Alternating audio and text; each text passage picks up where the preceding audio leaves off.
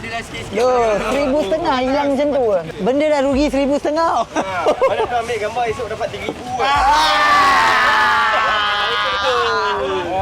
Ini masih selamat. Ni selamat. Tapi nasi putih bertutup. Nasi bungkus semua lah. Nasi putih habis. Ada. Anggaran berapa? Anggaran lah. Kalau lebih halalkan, kalau kurang Tak, kalau kurang, saya akan haramkan.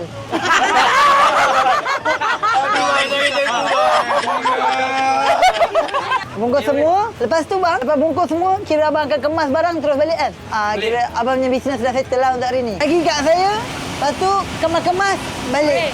Sekarang juga. Okey? Alright. Yeay. Alright. Yeay. Minta maaf, kedai dah tutup. Kedai percuma. Kedai percuma. Kedai dah tutup. Minta maaf. Saya baru beli kedai. Betul. Cuba tanya.